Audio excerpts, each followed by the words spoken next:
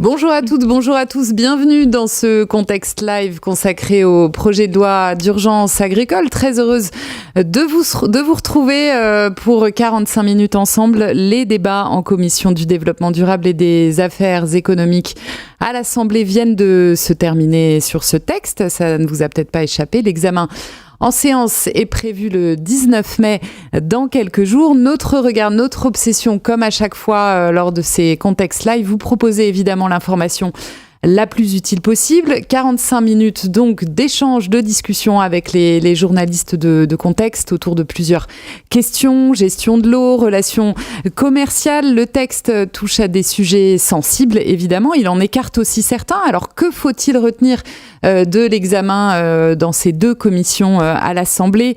Que nous réserve l'examen en séance qui va débuter donc la semaine prochaine? Quelles sont les prochaines grandes étapes à avoir en tête, évidemment, en ce qui concerne le parcours de ce projet de loi d'urgence? Et enfin, le texte va-t-il réussir à aller au bout de son chemin parlementaire sans embûches? Ces questions, mais bien sûr, évidemment, comme à chaque fois, les vôtres. Alors allez-y, n'hésitez pas, posez-nous vos questions en direct dans le chat. Vous avez une petite fenêtre juste en bas à droite de votre écran qui vous permet de le faire si vous nous écoutez en direct. Je vais présenter maintenant les deux journalistes qui vont nous accompagner pendant 45 minutes. Deux journalistes de Contexte Agro à Paris. Floriane Finet, bonjour. Bonjour Lucille, bonjour à toutes et à tous. Alors Floriane, de quoi vas-tu nous parler aujourd'hui ? Je vais vous parler d'un sujet qui fait bouillir beaucoup de gens pour des raisons opposées, c'est l'eau. À l'eau, évidemment. Merci pour le jeu de mots. Anna Jouillet, bonjour. Bonjour Lucille, bonjour à tous. Et Anna, de quoi vas-tu nous parler aujourd'hui ? Je vais vous parler en particulier du revenu agricole. Merci beaucoup toutes les deux. On rentre tout de suite dans le vif du sujet avec notre première partie, un calendrier législatif serré. En préambule, quelques éléments à avoir en tête. Évidemment, ce texte a été annoncé à la mi-janvier par Sébastien Lecornu, Premier ministre. Dans quel contexte ? Eh bien, à la suite des manifestations de plusieurs syndicats agricoles, la coordination rurale, les jeunes agriculteurs et la FNSEA, il a été présenté le 8 avril dernier en Conseil des ministres. C'était il n'y a pas si longtemps. Objectif fixé par le Premier ministre, le boucler d'ici l'été. Un examen mené donc, vous vous en doutez, un peu tambour battant. Je vais commencer par me tourner vers toi, Floriane, rapidement. À quelle urgence ce texte est-il censé répondre, juste peut-être pour planter le décor ? Alors, cette urgence, elle a pu changer. Déjà, ce qu'on peut dire, c'est qu'il faut se rappeler dans quel contexte donc ce texte est né. C'était suite aux manifestations qui ont commencé en fait en décembre dernier sur la DNC, la dermatose nodulaire contagieuse, qui ont été très vives dans le sud-ouest. Donc, c'était des manifestations notamment menées par la coordination rurale, aussi par la FNSEA dans une moindre mesure. Et ensuite, au mois de janvier, il y a eu d'autres revendications qui se sont agglomérées autour à côté de la DNC. Et donc, à l'origine, Sébastien Lecornu a promis un texte sur 3 sujets. L'eau, donc qu'on retrouve encore aujourd'hui, la prédation, qu'on retrouve également, et les moyens de production, c'est-à-dire les produits phytosanitaires.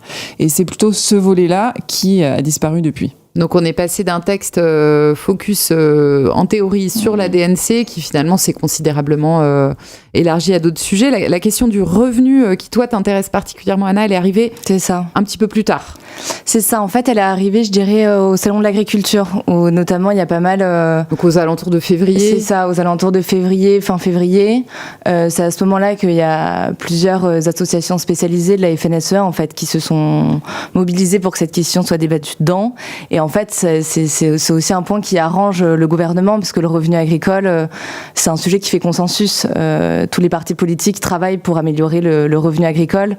Donc en fait, c'était un peu un moyen d'appâter ceux qui étaient les plus réfractaires à un texte sur l'eau et sur les phytos notamment. Alors le revenu agricole, qu'est-ce qu'on entend par revenu agricole, juste pour ceux qui ne connaîtraient pas le vocable c'est ce que peut toucher un agriculteur directement de son travail en fait. Super. Alors, Anna, donc fallait aller vite, on le comprend, boucler le texte d'ici l'été quand il a été présenté le le 8 avril, on se rend bien compte que le calendrier est assez contraint. Ça n'a pas été le sort de tous les textes récemment.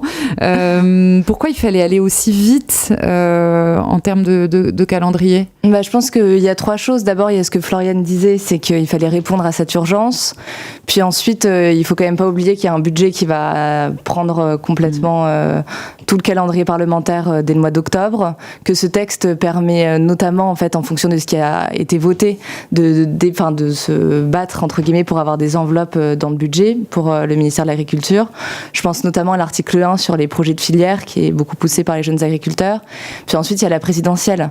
Donc, forcément, au bout d'un moment, tout le monde sera focus sur la présidentielle, beaucoup moins sur le monde agricole, et chacun jouera sa partition à l'Assemblée. Donc, je pense que c'était important pour eux que ça passe avant septembre. Oui, alors le texte, donc on l'a dit, il a commencé fin avril son parcours parlementaire à l'Assemblée par un examen en commission du développement durable. Floriane, évidemment, tu as suivi ces débats. C'était quoi l'atmosphère le niveau d'échange constructif, tendu Alors, on s'y attendait un peu, mais ça a été électrique. En fait, c'était un peu un remake de la proposition de loi Duplon 1, qui avait été débattue il y a presque 1 an à l'Assemblée nationale. On sait que l'eau, c'est un sujet clivant. Le gouvernement, en remettant le sujet dans le projet de loi, le savait. On n'a pas été déçus. En gros, il y a eu 2 articles qui ont été littéralement supprimés. Donc l'article 7 sur les zones humides et l'article 8 sur les captages d'eau. Et les articles sur le stockage 5 et 6 ont été beaucoup amendés. D'ailleurs, ce qui a suscité de vives critiques chez les irrigants de la FNSEA. En gros, il y avait 2 ministres au banc, donc signe aussi de l'importance de ces sujets. Donc c'était Annie Genevard et Mathieu Lefebvre, ministre de l'Agriculture. Évidemment, et Mathieu Lefebvre, ministre délégué à l'écologie. C'est des sujets très techniques sur l'eau. C'est pour ça qu'il y a eu beaucoup d'amendements aussi déposés. Il y en a eu 500 pour la commission du développement durable sur l'eau, les compensations et sur le loup, donc ce qui était beaucoup. Mais c'est très politique aussi. Et c'est pour ça que, en fait, il y a eu autant de débats, autant d'amendements, et avec quelques psychodrames, comme notamment sur le captage, où Sandrine Lefeur, après la suppression de l'article... Donc la présidente de la commission du développement durable. Qui est du parti EPR, a fait part de sa profonde déception. Et en fait, ces sujets-là, ils sont techniques, mais politiques aussi. Et c'est pour ça que chaque amendement, en fait, fait l'objet de beaucoup d'interventions souvent.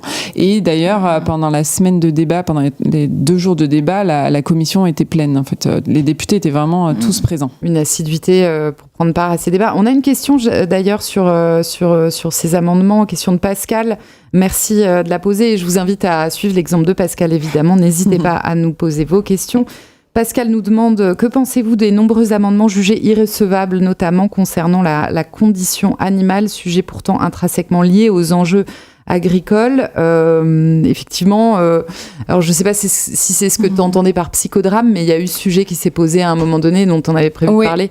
J'en profite grâce à Pascal. C'était plutôt en commission des affaires économiques, qui était la semaine suivante, où pour le coup il y a des articles, des amendements sur l'eau qui ont été déclarés irrecevables parce qu'ils avaient déjà été traités précédemment. Effectivement, il y a eu plus d'1 millier d'amendements déposés, finalement seulement 600 qui ont pu être examinés en commission des affaires économiques. Et il y a eu effectivement le bien-être animal, il y a eu l'eau, mais il y a eu aussi les néoniques par exemple. Alors justement en commission des affaires économiques, examen un peu moins électrique, Anna, c'est ce qu'on se disait en préparant ce live. Un peu moins électrique, et pour répondre effectivement aussi à la question de Pascal, c'est qu'il y a beaucoup de députés en commission des affaires économiques qui se sont tournés vers Stéphane Travert, donc le président de la commission des affaires économiques, pour qu'il justifie ce pourquoi ces amendements ont été jugés recevables. Ce à quoi il a dit qu'il avait fait passer un courrier, donc on saura peut-être, contexte en saura peut-être un peu plus là-dessus. En commission des affaires économiques, ce que j'expliquais, c'est que le revenu, c'est un sujet qui fait plus consensus, qui est moins comme l'eau, donc c'est juste que chaque parti politique a sa manière de défendre le revenu. Mais ce qu'il faut noter, c'est que déjà le socle commun était moins présent, il y avait beaucoup moins d'incivilité qu'en commission du développement durable. et que globalement la gauche, donc le PS ici, était plutôt favorable à ce qu'il y avait dans le texte initial.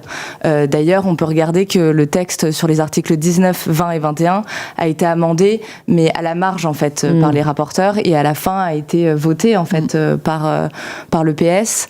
Effectivement, il y en a qui auraient voulu aller plus loin, comme Aurélie Trouvé et Mathilde Digné, enfin les LFI, parce qu'ils estiment que pour eux le revenu agricole c'est instaurer des prix planchers qui fixent directement en fait de SMIC garantis aux producteurs. Quoi qu'il arrive. Quoi qu'il arrive. Donc il y a eu des débats, mais c'est des débats moins houleux dans la mesure où tout le monde, tous les députés ont cette envie en fait d'améliorer cette problématique. Alors il y a quelque chose d'intéressant que vous avez soulevé en préparant ce live, c'est que Annie Genevard n'était pas présente en commission quand la question du revenu a été débattue. Alors, est-ce que ça a changé quelque chose à la teneur des débats ? Oui, en fait, le fait qu'elle soit absente, elle était à Chypre, et donc ça a été une excuse avec le président de la République, qui a été évidemment comprise par les députés, mais ce qui a étonné certains députés, notamment les députés LFI, c'est pourquoi est-ce que ils ont décidé de faire passer la question du revenu agricole alors que la ministre Annie Genevard n'était pas là.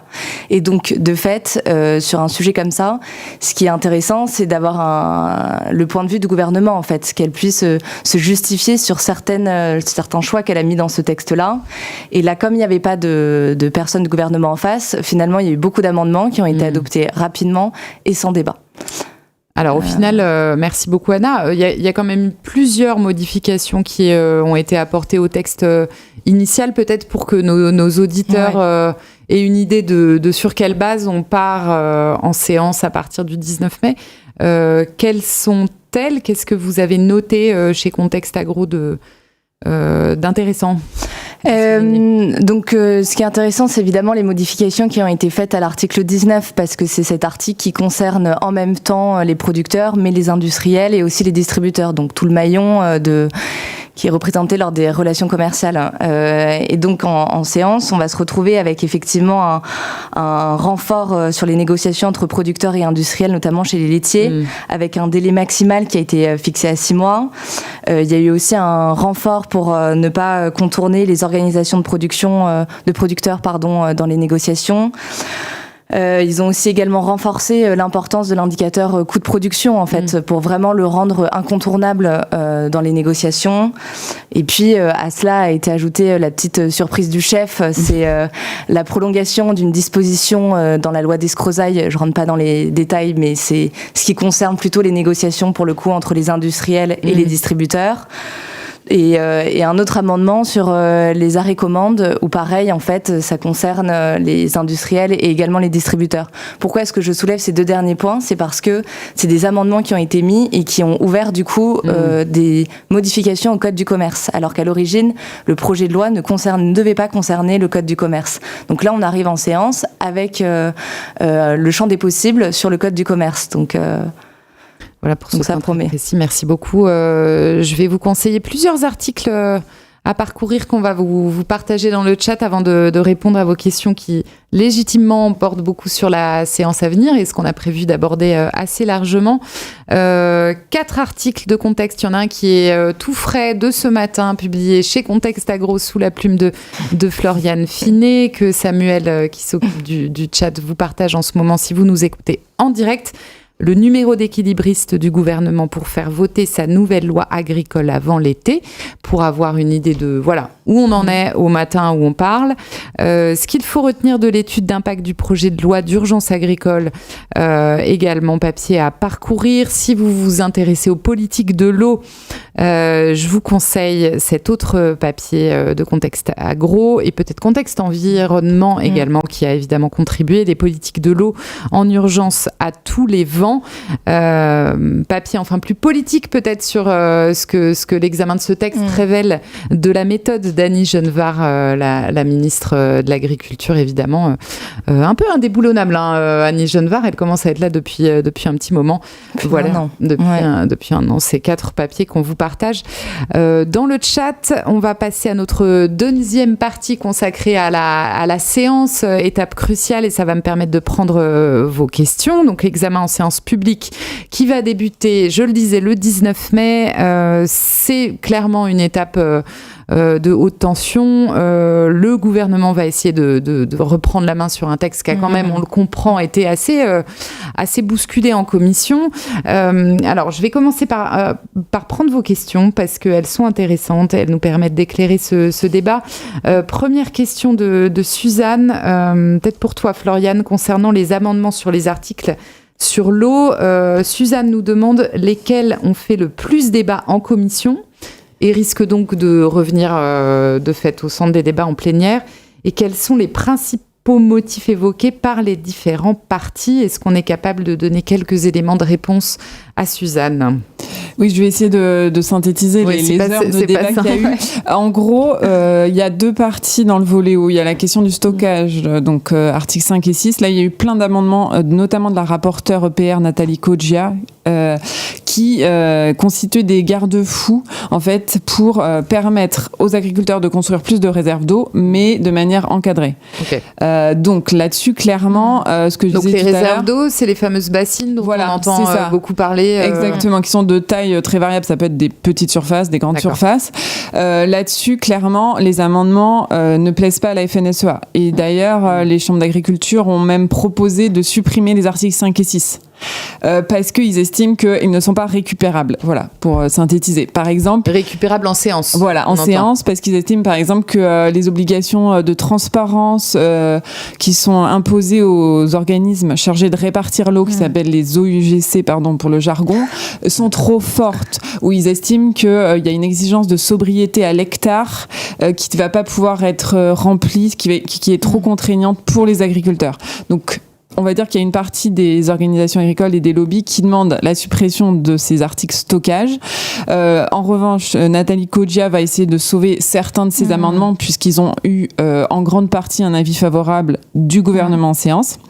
Ensuite, sur les zones humides, ça c'est le sujet le plus sensible de tous. C'est clairement une ligne rouge. Donc là, il va y avoir aussi une réécriture de la rapporteure Nathalie Coggia qui va sans doute développer un peu cet article qui en fait était pour l'instant très court dans la version initiale. Donc l'idée c'est d'assouplir un petit peu les contraintes pour les agriculteurs mais sans aller trop loin. Alors justement, on avait prévu de parler des zones humides. Floriane, tu me disais en préparant ce live que le gouvernement a l'intention de réintroduire deux articles, donc les articles 7, donc où il est question des zones humides, et 8 sur les captages d'eau. Ils ont été supprimés ou vidés de leur substance en commission. On l'a dit, est-ce que le gouvernement en a la capacité ? Comment est-ce qu'il travaille à réintroduire ces deux articles ? Alors, il peut le faire grâce au socle commun, donc essentiellement Républicains, Modem, EPR, Horizon. Il peut le faire grâce à eux, puisque on sait que la commission du développement durable, c'est la commission la plus progressiste en matière d'écologie et qui n'est pas forcément représentative de l'hémicycle. Donc en gros, si le gouvernement arrive à se mettre d'accord avec Nathalie Coggia, il fera passer ces amendements. Sur les captages, on n'en a pas encore parlé, donc c'est l'article 8. Là, il y aura aussi une réécriture. Alors déjà, cet article, il était déjà le fruit d'un compromis, entre le ministère de l'Agriculture et de l'Environnement. Donc, il y a eu déjà beaucoup de discussions. Donc là, je pense que ce sera plutôt des ajustements.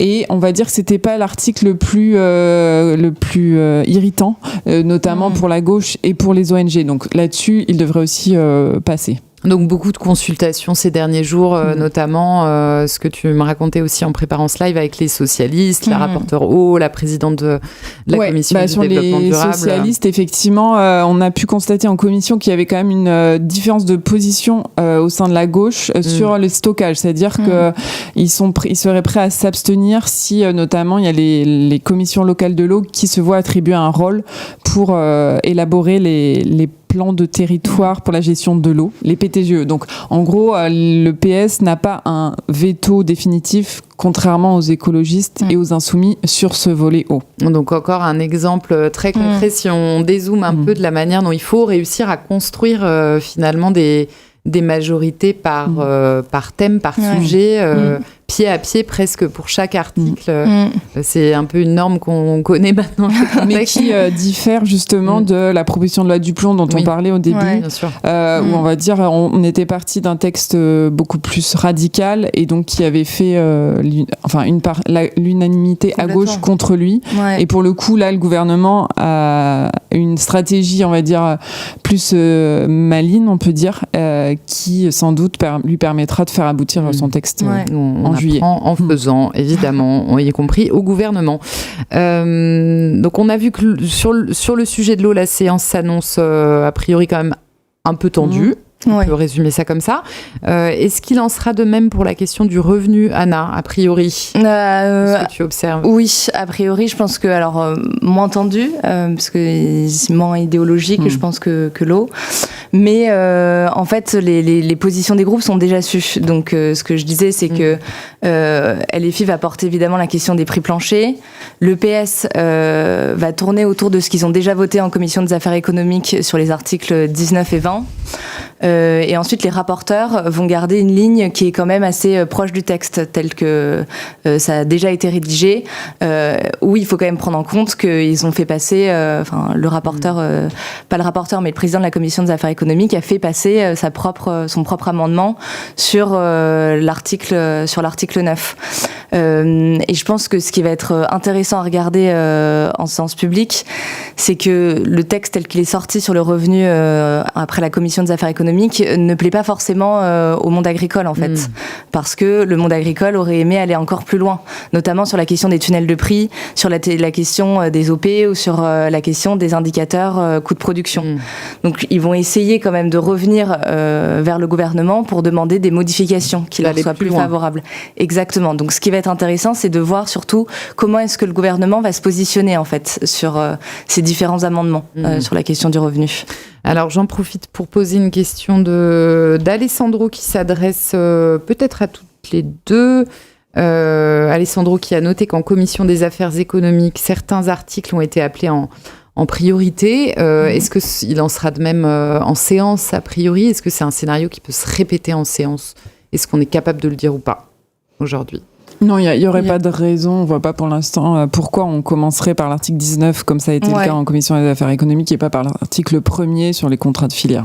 Voilà. D'où le fait que ça a été particulièrement étonnant que la justification entre on passe à l'article 19 en commission des affaires économiques parce que Annie Genevard n'est pas là. Oui, ça n'a, effectivement. Voilà, ça n'a en pas. En dehors de l'absence de la ministre, on a du mal à justifier le passage en priorité de cet article. Voilà, parce que pour certains, l'article 1er sur les jeunes agriculteurs était aussi important que celui du revenu agricole. Donc, autre question de Thomas que je vous livre telle qu'elle est. Thomas nous interroge sur les ordonnances ayant une habilitation d'une durée d'1 an ramenée à 6 mois par les députés. Est-ce que c'est une volonté d'enterrer les sujets liés aux ordonnances? Est-ce que ça vous parle? Est-ce que ça vous dit quelque chose? Est-ce qu'il y a quelque chose à en dire pour préciser les choses? C'est quoi la volonté des députés en réduisant la durée d'habilitation d'une ordonnance d'1 an à 6 mois? Dans le cadre du sanitaire? J'imagine que c'est dans le cadre du sanitaire. Mais évidemment, Thomas peut préciser dans le chat si nécessaire. Dans le cadre du sanitaire, de ce que j'ai compris, c'est que les députés veulent en fait presser Annie Genevard et le gouvernement à sortir les conclusions des assises du sanitaire. Et ils veulent que ces ordonnances soient au plus proche de ces conclusions-là. Alors pourquoi? Parce que je pense que d'ici 2027, il y a forcément une logique en se disant que d'ici 2027, on pourra peut-être changer de majorité, on ne sait pas ce qui peut se passer et qu'il faut surtout que ces ordonnances passent une fois que ces conclusions ont été rendues en fait, donc avant 2027. J'imagine que c'est dans cette logique. À vérifier effectivement, mais ça peut être une piste. Alors la séance à l'Assemblée, on attend. Alors ça a peut-être bougé depuis qu'on s'est parlé, mais a priori 2000-2500 amendements. Je me tourne vers Floriane pour savoir si c'est encore peut-être un peu moins, mais bon compte, au moins 1500. Au moins 1500, ce qui est quand même pas mal. Dans ce contexte, est-ce que le calendrier est soutenable, Floriane? Et ça rejoint une question que je remonte dans mon petit chat, question encore d'Alessandro qui nous demande, effectivement, compte tenu de ce qu'il qualifie de surcharge d'amendements, est-ce qu'une deuxième lecture est encore réaliste dans le timing, notamment? Alors déjà, l'avantage, c'est qu'on est en procédure accélérée, donc il n'y a pas de deuxième lecture. Donc en fait, une fois que c'est adopté à l'Assemblée, ça part au Sénat et ensuite on arrive en commission mixte paritaire avec 7 députés, 7 sénateurs directement. Alors effectivement, question intéressante sur le calendrier. C'est un peu le sujet depuis le début parce que beaucoup de gens se rappellent de ce qui s'est passé l'an dernier avec la proposition de loi contrainte agricole, où je le rappelle rapidement, il y avait eu près de 3000 amendements déposés en séance et donc Julien Dive, le rapporteur, avait décidé de faire voter une motion de rejet préalable, ce qui a permis de ne pas faire de débat en séance et d'envoyer le texte assez critiqué en CMP. Voilà, ce qui avait été qualifié de déni démocratique par certains, mais ce qui avait permis d'accélérer le timing et de faire adopter le texte avant l'été. Donc on est un peu... Donc cette année, Sébastien Lecornu a dit il y a quelques semaines qu'il ne voulait pas de motion de rejet préalable, quel que soit le texte, donc l'agriculture rentre dedans. Ensuite, le gouvernement a tenté de faire adopter un temps législatif programmé, qui est un dispositif qui permet de limiter le nombre d'heures de débat. Donc là, ça avait été fixé à 40 heures. Finalement, ça a été supprimé pour une question de forme à la demande des écologistes. Et donc finalement, le gouvernement a décidé hier de prolonger les débats. Donc, oui, ça c'est l'info du jour. Voilà, c'est ça. Le vote solennel décalé exactement, d'une semaine. Voilà. Donc pour l'instant, on a 4 jours la semaine prochaine, de mardi à vendredi, et 3 jours la semaine d'après. Donc ça fait 7 jours, une 50aine d'heures de débat. Ça devrait aller. Et en plus, le gouvernement a toujours une dernière carte dans sa manche, c'est de demander au socle commun de retirer une grande partie de ces amendements, et ce qui pourrait accélérer les débats parce que en commission, EPR notamment avait fait beaucoup d'amendements. Et donc le vote solennel, la date au final le 2 juin. Le 2 juin, a priori. Et ce qui était intéressant, et je te donne la parole Anna, c'est qu'il y a quand même beaucoup plus d'amendements qu'en commission. Oui, alors ça c'est logique. Ouais, souvent on dit c'est 1,5 à 2 fois plus d'amendements entre la commission et la séance. Et après il y aura la question de la recevabilité qui va à nouveau se poser. C'est pour ça que ça on le saura. En fait, les amendements doivent être déposés d'ici vendredi 17h, mais on ne saura que sans doute lundi le nombre réel d'amendements qui pourront être discutés parce qu'ils n'auront pas été considérés comme hors sujet. Donc pas de week-end de l'Ascension pour Contexte Agro. Exactement. C'est ce qu'il faut retenir finalement. On peut aussi retenir ça. Anna, tu voulais ajouter quelque chose ? Oui, je voulais juste rebondir sur ce qu'avait dit le Premier ministre donc sur la motion de rejet préalable. C'est qu'il a tout de même envoyé un courrier en fait vendredi dernier invitant les parlementaires à la responsabilité, si je comprends bien, donc sous-entendant qu'il voulait éviter le risque de l'obstruction et de manière assez implicite en fait, disant que si ce texte ne va pas au bout, ce sera de la faute des parlementaires. Donc oui, il a assumé le fait qu'il fallait pas de motion de rejet préalable, mais à côté, il a envoyé un courrier qui était quand même assez clair. Courrier qui a d'ailleurs, en 2 mots, quand même assez déplu, en fait, et les sénateurs et la FNSEA, parce qu'il dit que pour que ce texte aille au bout, il sous-entend que peut-être il faudrait que le débat des phytosanitaires soit débattu autrement. Voilà, autrement, mais c'est-à-dire, est-ce qu'il existe un autre cadre pour en débattre ? Alors justement sur la question des fameux néonicotinoïdes, en gros, Laurent Duplon a dit dès le début, dès le début de l'année, qu'il voulait introduire dans le projet de loi d'urgence sa nouvelle proposition de loi, puisque, je le rappelle, le Conseil constitutionnel a censuré le retour de l'acétamipride en août 2025.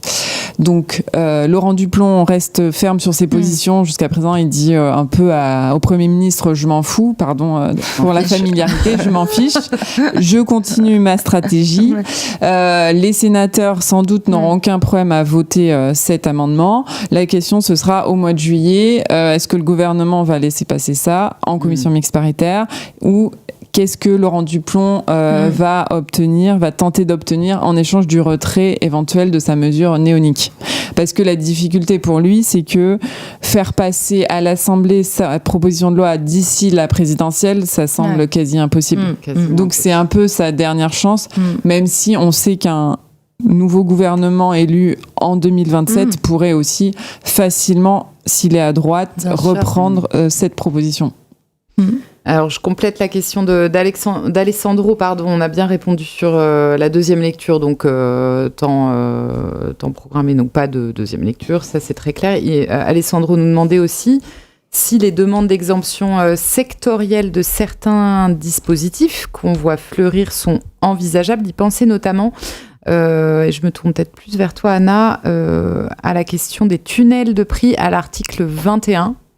En gros, est-ce qu'on aura le temps d'aller dans la granularité sur ce type de sujet en matière d'exemption sectorielle?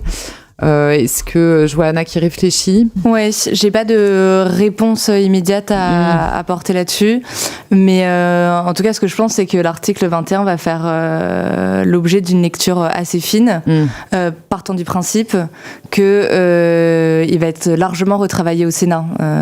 Voilà, sur le sujet du revenu agricole, il faut quand même se le dire, c'est que généralement à l'Assemblée, le Sénat nettoie entre guillemets ce que l'Assemblée nationale a fait. Même sur le revenu. Même sur le revenu, voilà. Alors, autre question, on passe à un autre sujet, sujet qui concerne toujours Anna, de Léa Marine, qui nous parle des conclusions du rapport du Sénat sur les marges de la grande distribution. Léa Marine a cru comprendre qu'elle pourrait être intégrée au projet de loi. Est-ce que c'est toujours envisagé? Si oui, comment? Selon quel timing? Est-ce que c'est quelque chose qui est dans les tuyaux? Bien sûr, alors on voulait en revenir à la fin du live, mais donc du coup je vais répondre maintenant à cette question. Je me permets de poser tout de suite la question de Léa Marine. Oui, effectivement, c'est ce que d'ailleurs la présidente de la commission, madame la sénatrice Anne-Catherine Loisier, a été très claire là-dessus, a dit qu'effectivement donc le rapport, je le répète, va être voté le 19 mai, il va être rendu public le 20 mai normalement, et le texte va être débattu au Sénat, je me retourne vers Floriane, mais normalement fin juin. Ce qui laisse quand même un mois pour adapter les conclusions de ce rapport en amendement. Et c'est complètement l'objectif de ces deux sénatrices, enfin en tout cas de la présidente et la rapporteure, j'imagine, mais que je n'ai pas eu sur le sujet, donc je peux pas trop m'avancer, parce que leur objectif c'est de rendre vivant en fait les conclusions de ce rapport, et c'est une belle opportunité que de le faire dans ce texte. Et on va y revenir quand on parlera effectivement du débat au Sénat. Peut-être pour terminer sur l'Assemblée, est-ce qu'on peut faire un point rapide sur la manière dont on se positionne les différentes parties prenantes? Là, on est un peu à l'entre-deux. Les débats en commission sont finis. On va rentrer en séance. Syndicats agricoles, ONG, parties prenantes. Comment on lit la copie qui se présente devant nous? Pour la FNSEA, je pense que c'est assez clair, c'est qu'ils vont essayer de revenir au maximum à leur amendement. Il y en a certains qui sont effectivement passés en commission, d'autres non. Donc ce qui est sûr, c'est qu'ils vont tout faire pour que ceux qui ne sont pas passés repassent. Ça, c'est une certitude. Pour les jeunes agriculteurs, je pense ils l'ont dit eux-mêmes, mais ils sont clairement très intéressés par la question de l'article 1, donc sur les projets de filière, qui vont continuer à regarder avec attention, et sur la prédation, où ils vont pas lâcher. La coordination rurale, peut-être que Floriane pourra nous en dire plus, mais globalement, ils ont déposé très peu d'amendements. Ils ne sont pas très intéressés, visiblement, par ce texte. Pas très investis dans le débat. Ouais. Et la Confédération paysanne, eux, ont pris une position politique qui est de dire qu'ils vont déposer aucun amendement sur ce texte parce qu'ils ne sont pas d'accord, tout simplement, avec l'objectif du texte et ce qu'il y a dedans. Et sur les ONG, peut-être, Floriane, est-ce qu'on a une vision un peu... Oui, c'est assez clair. En gros, le volet initial eau leur convenait pas. Malgré les amendements sur notamment l'irrigation, le stockage, c'est toujours pour eux problématique. Sur les zones humides, ils souhaitent effectivement, comme la gauche, que l'article soit supprimé. Sur les captages, il y a un petit peu plus de nuances, mais en gros, France Nature Environnement, qui est l'ONG spécialisée sur l'eau et notamment les contentieux autour de l'eau, considère que cette mesure va retarder le rétablissement du bon état de la ressource en eau, et donc compte s'y opposer. Sur le volet élevage, là récemment on a eu plusieurs associations comme Greenpeace, Well Farm qui ont dénoncé l'adoption de l'article 17 sur l'ordonnance sur les ICPE, donc les installations classées. Thomas nous interroge sur la question des ICPE, ça tombe bien. Quelle est selon vous l'orientation que veut prendre le gouvernement? Est-ce qu'on s'oriente vers une exclusion des exploitations agricoles du régime des ICPE? C'est peut-être l'occasion de répondre à Thomas. Oui, alors Thomas a vu très juste, c'est que le gouvernement veut appliquer dans ce projet de loi ce qui n'a pas pu être mis en place par la proposition de loi Duplon, qui portait déjà largement en fait les ICPE, et donc sortir en fait les élevages agricoles de ce cadre-là. Et donc les conclusions qui ont été adoptées, les amendements qui ont été adoptés en commission des affaires économiques vont dans ce sens. Ok. Voilà. Donc c'est a priori quelque chose qui va se retrouver en séance et qui devrait se retrouver dans le texte final tout au bout du chemin parlementaire. Oui, parce que c'est quelque chose, en tout cas, qui faisait aussi consensus au sein chez les sénateurs, voilà, à droite. Et en complément, il y a donc des ONG qui ont aussi dénoncé l'introduction d'amendements qu'ils appelaient bâillons pour les lanceurs d'alerte, avec un durcissement des amendes et des peines de prison en cas d'intrusion dans un local agricole.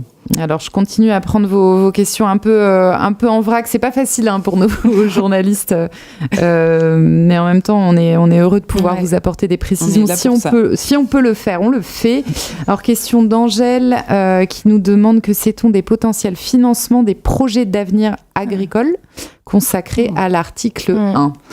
Eh ben, c'est une très bonne question parce que ça a fait tout un objet de débat. Donc, il y avait une première idée qui avait émergé, c'était de dire que la grande distribution devait en fait contribuer à ces financements-là, qu'ils allaient être entre guillemets taxés.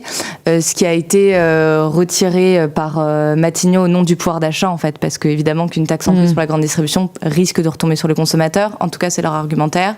Donc, du coup, le MASA essaye de réfléchir à quelque chose d'autre, et donc il parle potentiellement des fonds de la PAC qui sont donnés aux régions. Et donc, ils estiment potentiellement que c'est les régions qui pourraient financer ces projets avec cet argent-là.